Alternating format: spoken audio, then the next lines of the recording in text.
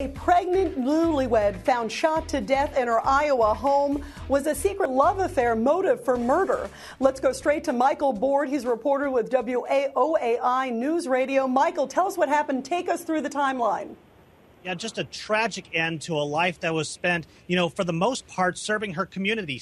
Lisa Tekel was only 23 years old, but she spent most of her adult life serving as a guard at the jail. She was a reserve deputy in her community. This is a woman who cared about her community. That all ended in a heartbreaking way with a single blast from a 12-gauge shotgun. And what we've learned from police in this case, of all the evidence that police have laid out, her husband, 21-year-old Seth Tekel, is dead to rights in this one. They have laid everything out in this case.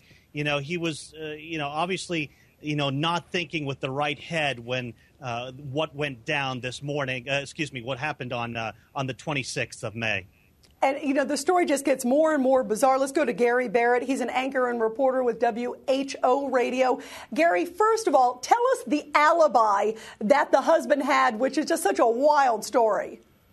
Well, he said he was in the shower. He told the police that he was in the shower about 5 o'clock in the morning, and he heard a loud boom, which could have been a shotgun, and then he rushed out and found his wife laying in their bedroom dead.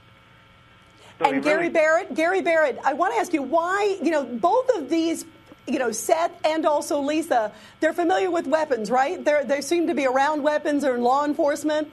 Yeah, they both have law enforcement backgrounds. Seth Tekel had been trying to get into law enforcement in the area. He was about a hair's breadth away from being hired as a jailer in Wapello County, the county where they lived in.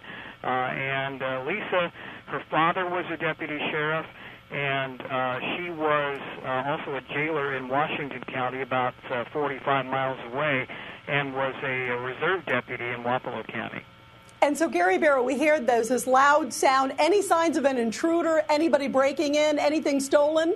Absolutely not. Police say that there was absolutely no sign of any break-in at all, and they didn't find any kind of door forced open or anything else like that.